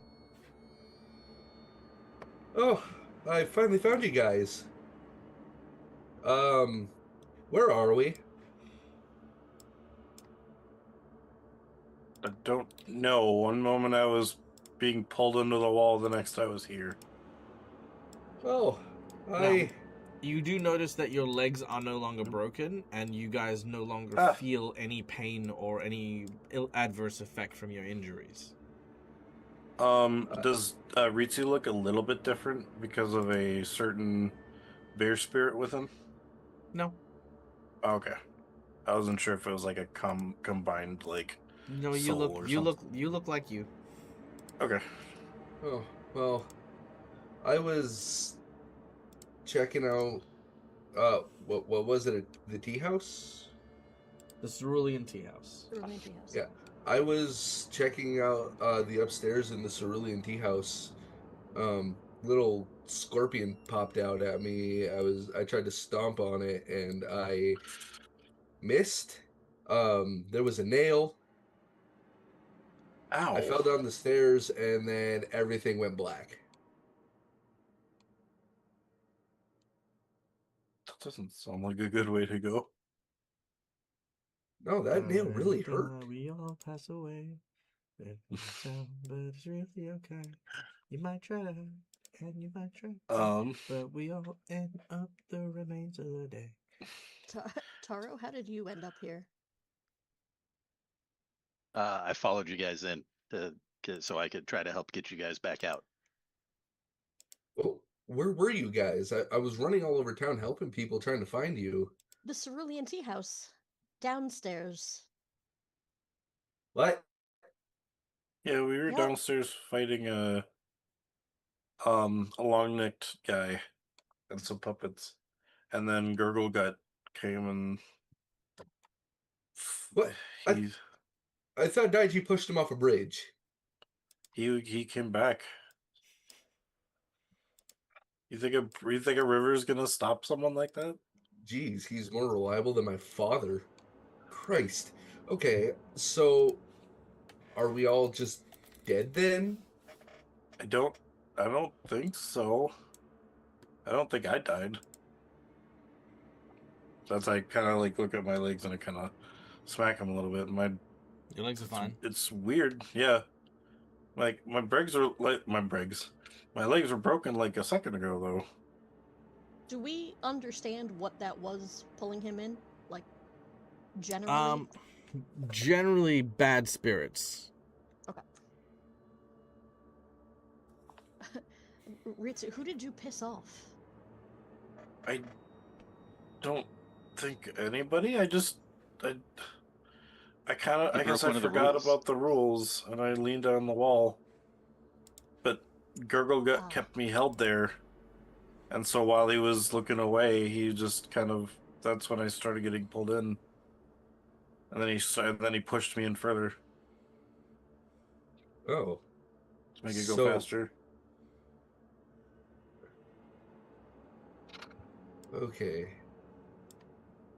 Thank you, Keiko, by the way, for trying. I didn't realize I was pulling you, and I kind of grabbed whatever I felt, and then I thought I could use it to get out, but I guess that wasn't enough. Just saying all the critical for failures. this. Oh, a regular failure. Oh. Mm. All right. A chill I don't feel begins so to good all of a sudden. a chill begins to fall over you as you hear a soft whistling. It whistles a tune, kind of like a dirge on the flute, like on the sort of bansuri, but out from the forests, a very large individual seems to float towards you. It is a humanoid.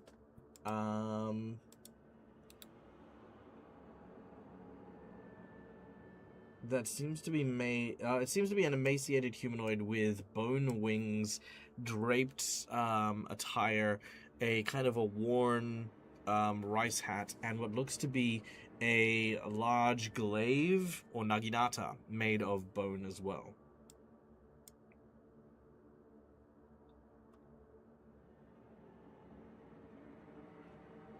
Any chance Keiko knows what this might be? Make a religion check.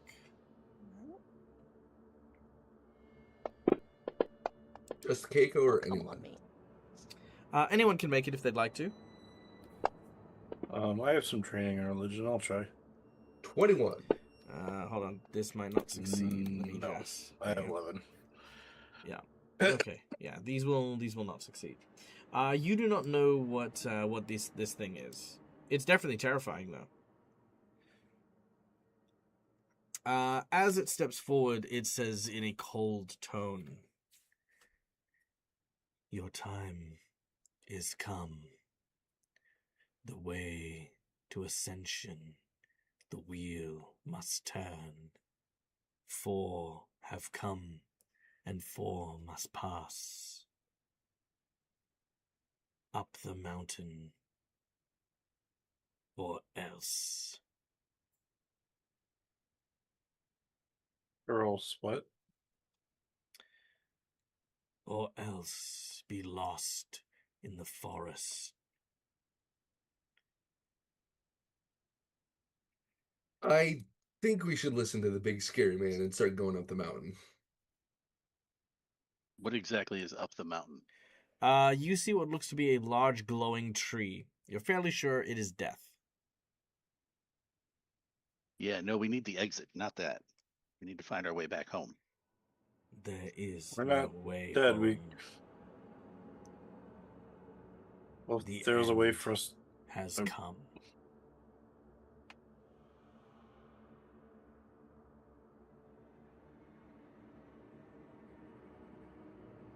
I'm not ready to die.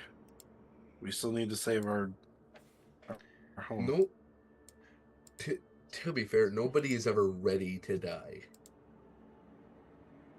Guys, I can't die here. Zuzu will kill me. That's kind of fun. It'd probably kill me too. But It's kind of true, though. I think Daiji would just try to get us back just to have drinking buddies again. Keiko would like to take a step forward, and she's going to keep her head down because she's terrified, so she's trying to show some semblance of respect here. Well, as much as she can, being afraid. And she'll ask, is there any method, any way that at least some of us could be returned? No. The deals with mortals too often struck, betrayed, time and time again. No longer. I do not deal. At this point in time, you hear something coming up the pathway towards you.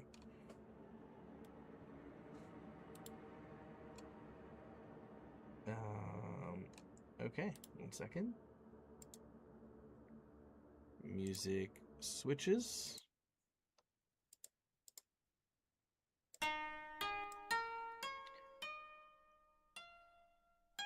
Okay. My players probably can't hear the music, but that's just gonna have to be it for the time being. But you hear the sounds.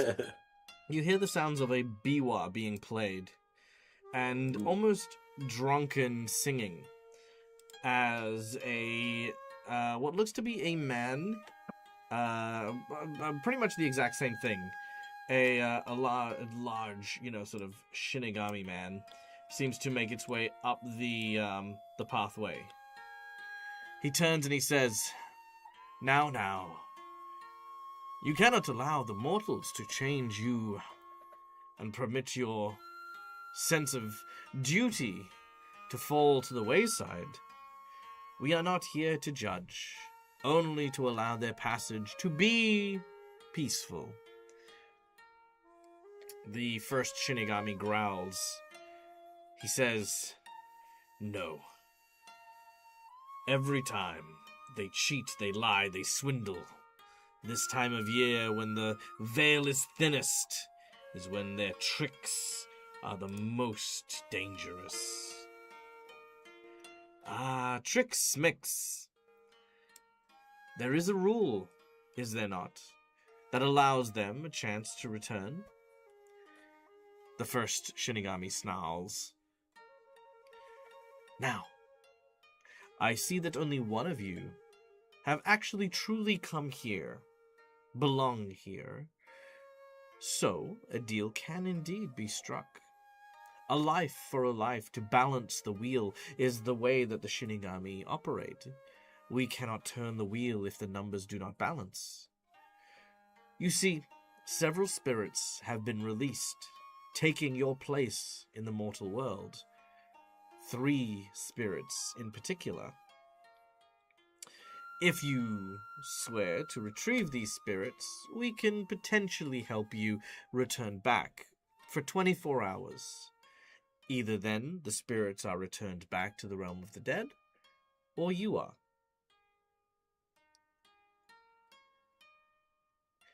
You're talking about... Wait, but there's 4 of us. We'll get to you in a moment. June just points at himself.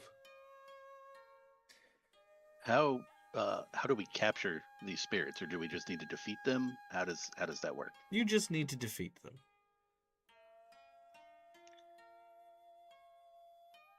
Have we met these spirits before, or... Would it matter if you had? No, they're Then spirits. They're supposed to be dead. Guys, there's not really much in the way of choice here. Either we stay here or we try to set things back to how they should be and we don't stay here.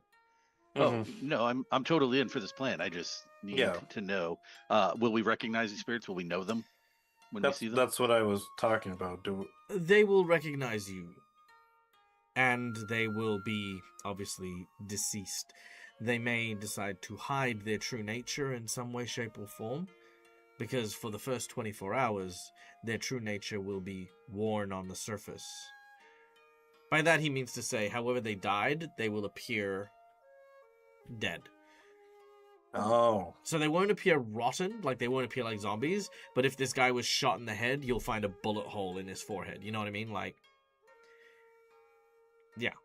But they might just wear a hat. I'm guessing they might be trying to hide them, yeah. Correct. All right. Well, I think I speak for all of us when I say we agree to these terms. Mm-hmm. Most excellent. And now, the trickier part. Your friend who has most recently perished. Death by poison. Quite a dangerous and awful way to die. Yes, poison. Yes, poison. Absolutely, yep. Rusty nail. Oh, you said it was that you. You're saying it. Yeah, he's I was gonna say he's. I think he's trying to say you're not supposed to be the dead one. Somebody that was poisoned is. So. No. He's Keiko dead. is- No, he's dead by poison. What? Stepped on a nail and fell down the stairs. You weirdo. He did. He did. That's how he fell unconscious. Ah. Oh, the... So it was a stinger beforehand. Got it. I love how the god of death Oh, is he like crawled death by. down the I stairs. love how the god of death is like death by poison. That's not a nice way to go. And you're like, yeah, it's poison. He's like, yes, poison. Well, like he's just like. to June's knowledge, he wasn't poisoned. He just fell down the steps. after Exactly, stepping on a nail. which is fun because you believe yourself to be more right than the guy who signs literally the death toll. He Well, then. no, he wasn't saying it like sarcastic. Oh, he you was- were he saying it was- sarcastically. I No, thought you. no, I he thought was saying Jun. it- he I was- thought Jun was. No, June was like agreeing, like, yeah, that's a less embarrassing way of dying than like a sarcastic agreement, like, oh yeah, no, that's absolutely how I died. I totally Oh, didn't fall okay. and break my Yeah, neck. that's not how it came across, but that's fine. Yeah, Anyway, no, that's how I meant it. he My points. bad. Yeah, he points it out. Yeah, he points it out, and he says, "Well, it is still a matter of balance. However, your balance is, well, pretty much what the spirits did to your friends. You need to now do to someone else." But one cannot always linger around awaiting for a time in which someone will accidentally lean on a wall or, thing. So, you have an option here. Defeat the Guardian that prevents spirits from crossing over during this time. And if you can do so, have one person say your name out loud, then turn to face you. They will come here, and you will go there. It has to be a person. Cannot be a yokai, for yokai do not have the souls that are allowed to balance the wheel. It can be a spirit, can be a ghost, for example. But yes, very specifically, cannot be a yokai. Oh. Ritu does get a little nervous with his fear of ghosts happening, but Well, more Just- specifically, you do have to defeat the Guardian. And if you can't defeat the Guardian, then, well, your soul will be ripped apart and you'll be left wandering the forest forever. But, that's the deal. ooh. The first Shinigami says, I don't like this. May I ask a question? Yes. If this if this happens, will that spirit then also be granted this 24 hours to undo it? To try and steal forth another soul? I mean, Yes. yes, if they wish to, or if they can. Okay. They come back for us. I mean, if we're allowed to, I don't see why they wouldn't be allowed to. I just Mhm. But it's not a Not a fan loophole, of it. mind you. This is like one of those like cosmic balance type things. And it's only Mhm. because you're in a space where the veil is thin. The first Shinigami does not like this at all. You all should be dead, and that is it. But the other one, slightly more, I wouldn't say playful, but a little bit more, he accepts his position in the universe, knows that this is the truth of what situation you find yourself in. All right. Well, I'm absolutely not trading my life for somebody else's. That's just I can't do that. So we'll have to just kill the Guardian first. Well, I mean, if you don't want to do that, then there's no point in you killing the Guardian. well, if it is a spirit, I would imagine that a spirit is sort of a tormented thing that's stuck on the other side, and this. Yes, but what are the odds that we run into a spirit that happens to know my name?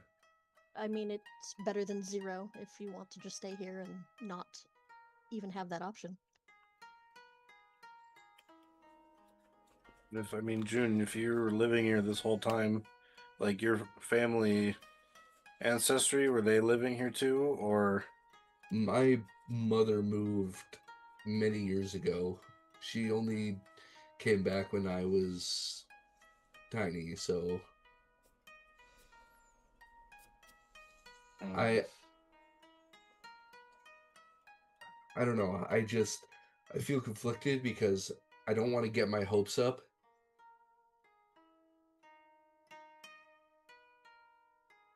You're absolutely right. This is not a good way, but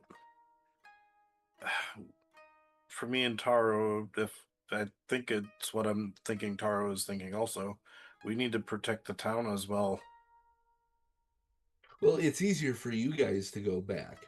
I mean, I'm gonna go back either way to help to make sure you guys are there, but I don't know if I can, subjugate someone else to. Oh, I understand. So, I do. is June the only one that needs to get his soul replaced to come back? and then we just have to defeat the Guardian, or is it No, for all four of us? okay, so the three of you need to go. You can go back right now, and the three of you need to return the souls that took your places back to this place. And Okay. this is now the inside bonus from Odd Bandicoot. Oh, okay. Cool. Jun alone, Thank you. but can obviously get some help. Jun alone, his journey to go back requires him to defeat the Guardian, find someone within that 24 hours to basically trade places with him. It can be a spirit or it can be a living person. Either way, they need to return. The process or the ritual to do so is for Jun to call them out, for them to say Jun's name at some point within that 24 hours. It doesn't have to be immediately or as a call and response type thing. Just some point within 24 hours, they have to say Jun's name. And then when Jun calls out to them, they have to turn over they have to look back behind to see Jun. And then they'll swap. Okay? That's how Jun will go back. As far as your inside bonus in order to return goes, look, there's another angle too. There are criminals in the local prison, people who have done terrible things, awful things, whose lives would be served in a jail cell for the crimes that they have committed. It's not necessarily a trade for trade. It has to be an innocent person that comes to the land of the dead. There are many different angles for you to go with. And there's also that ninja guy. He seemed to know who you were. If you hate him so much, why not trade places with him? It's true.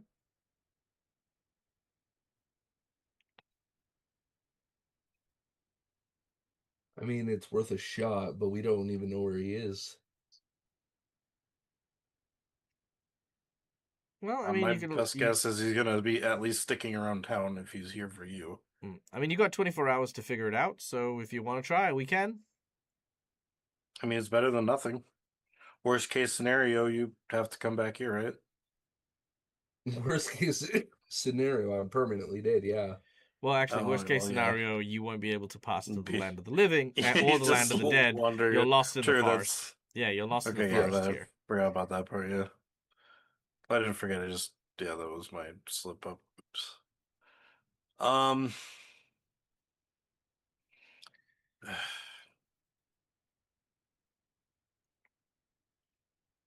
I mean, it's up to you, June.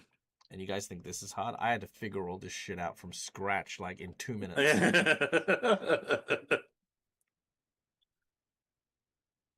Well, let's focus on getting you guys back first. There's they're in a there's no place like home situation. They're back. That's pretty much it. Well, I know, but I'm talking about getting the spirits. The 3 spirits for them. Focus on that first, since that'll be easier to do than... Well, you still need to decide, though, if you want to do what you're supposed to do, because if you decide not to, I mean, it I have sounds no like you're not choice. coming back with us. I have no choice. I have to do it if I want to come back to life. But And your we choice- just agreed that the ninja guy is kind of the Okay, but I sorry, mean- okay, so Marcus, you need to make a definitive choice, is what Neil's saying. Mhm. You can't have this wishy-washy, we'll figure it out as we go, because that's not going to work. Either they're going to leave you behind right now, or you're going to go face the Guardian so you can get back. I, as Marcus, don't know. It's not a knowing thing, it's a make a decision. Do you want to be lost in a forest forever coming with us? No. Let me rephrase. Oh, sorry. Marcus the player. Want a new character? Do you want a new character? That's basically it. Jun has died. If you wish to play Jun continually, then do the thing. That's literally it. If, however, you do not wish to play if you do not wish to, and you are happy to change characters, well, I say happy loosely, but if you wish to or are comfortable changing characters and stuff like that, then bid farewell to the rest of the teammates here, and we will move on.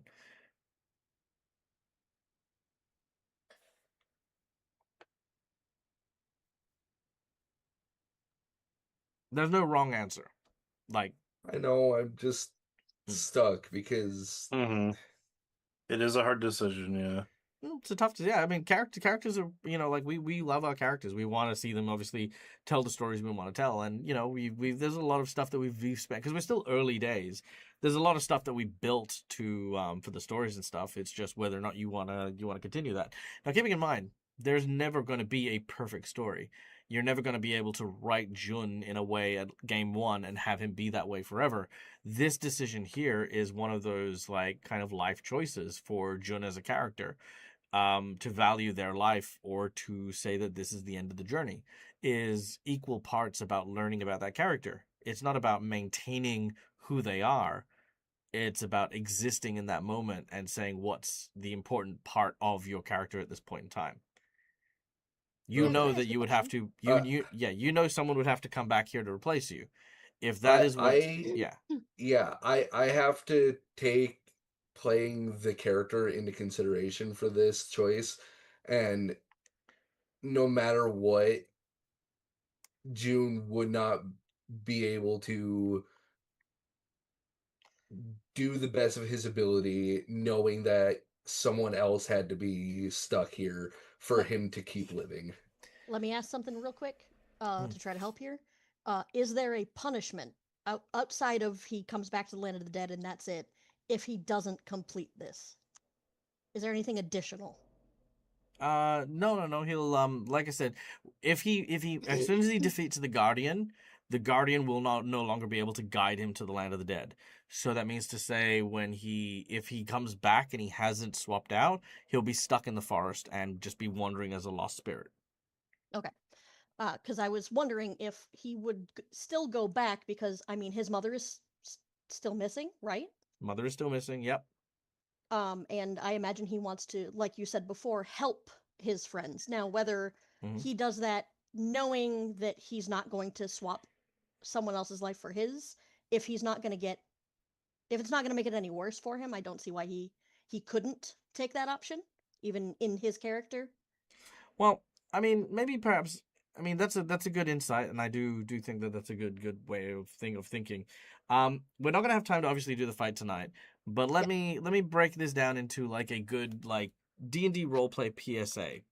So PSA: characters serve the players, not the other way around.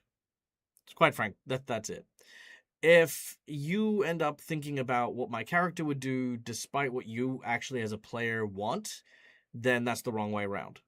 There is no such thing as maintaining character integrity, because if that is the goal, to maintain your character integrity, then nothing can, will, or should impact your character in any meaningful way. Because rather than doing the thing and telling the story you want to tell, the focus is about just being the person you've decided them to be already.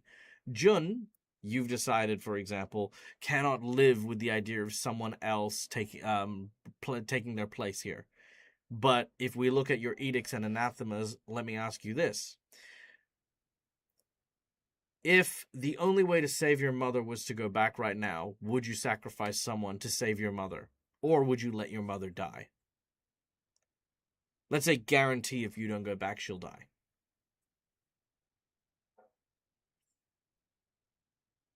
I don't know. Do you think Jun values a stranger over their mother's life, is the question. And don't know is actually a good answer because it means it doesn't matter. That means you, the player, get to make that choice. Again, I don't know. I Great, fantastic. need information. No, you don't. No, you don't. So, player, do you want to play Jun? Do you, Marcus, like, fuck everything else, do you want to play Jun? I mean, yeah. Great, fantastic. That is your answer. Right there is your answer. You now have the ability to write Jun as a character in any way, shape, or form you want to justify going back, because you, the player, are having your character serve your interests. Because Jun is made up. Jun is imaginary. Jun does not exist. Jun is a complete fabrication of who you are. If Jun suddenly transforms into a squirrel and decides that he is going to be obsessed with nuts for the rest of his life, that is the reality Jun lives with because you, Marcus, made that choice. It's never the other way around. You never behave as a player based on what your character thinks, says, and does. because it's all made up. So in this particular case, Marcus, you want to play Jun? Fantastic. Jun in this moment does not give two shits about what he needs to do. He will not let his mother die. That is his reality. Because then Jun will spend his eternity knowing he could have saved his mother and chose not to. And he cannot live an eternity like that. Decision made. Make sense? Yeah. So whatever that's what I'm saying is the player's justification is the most important, and it should always be that way. So now, please, to the audience as well, always make these decisions that way. Always serve yourself as a player and the table over characters, because nothing. I mean, I'm sure you guys have all heard it. Nothing pisses me off more than to hear someone go, "That's what my character would do," and wipe their hands off any responsibility, because that's not how people should play. Just in general, not saying that's what's happening here. Just making people understand the point of why we have this kind of level of doing stuff. So, in which case, Jun, begrudgingly, you realize the importance of what you need to do, and in agreement with the quest, the task that has been set before you, the first Shinigami angrily disappears. Like, he kind of fades into ribbons and goes back into the forest, whereas the one playing the instrument sort of smiles. He says, "Well, I wish you luck. The Guardian is quite a dangerous one, but rest assured, with your friends in tow, I'm sure you'll be able to overcome it. I hope that you find what you seek, and I hope that we'll get to meet again. I hope that we'll get to talk again very soon." And he plays himself off, and he also turns into ribbons. As the two of them disappear, you hear a noise. Footsteps coming down from the top of the mountain, racing in your direction. As it does so, these very, very large stone what do you call them? Paw prints? Because you know how you have hoof steps. Do you have any paw steps? Do you know what I'm trying to say? I think so. Yes. Is there a word for paw step? Like paw prints? Is that what you're talking about? No, In see, the dirt? yeah, but but you don't hear paw prints. You know what I mean? You hear hoof steps. You hear Right. footsteps. It'd be paw steps. Yeah, but you don't hear. You know what I mean? What a How's weird. this not You never hear the word paw step though, right? Yeah. How weird. Anyway, I Rex. have, yeah. You've heard paw steps? Right now, Yeah. I did. no, there you go. No, yeah. Well, there you go. All right. Well, either way, you hear the stone paw steps of a large stone lion. It has a sort of an orb, a crystal orb set into its mouth, and this is the guardian that makes its way towards you. You will need to defeat it in order to open the gate and get yourself free. Basically, the orb in its mouth is what you need to snatch in order to get yourself free. So there you go. All right, and with that, and hopefully next week when we return, we'll be able to see our heroes manage to defeat the Guardian and call it a day. So there you go. Cool. Thank you very much, everyone, for coming and joining us. We hope you guys had a good time. I missed you guys a lot, and chaotic and wild though it were, it was a very, very, very fun time. So thank you, everyone, for coming and joining us. This is, of course, the boss fight, courtesy of our friend All Things Fantasy. So thank you for that, my friend. Thank you, man. The noises that were heard from before, from the plot twist, the kitchen utensils and stuff like that, is actually a parade of animated kitchenware, which is part of the rolling twist. So that will come back next week. So if we want to just make a note of, like, you know, animated cookware, maybe I'll throw it against Zuzu and Daiji while you guys are dealing with the Guardian. So that could be a lot of fun. Ooh, like a dual dimension fight. Yeah, that could be a lot of fun. But okay, but guys, my name's Margaret. I'm the Dead Ozzy Gamer. This is my place. This is my face. You can find it here a number of times during the week. Until we meet again, stay safe, stay wonderful, be kind to each other, because why the fuck not? It's free. And until we meet again, game hard or die trying.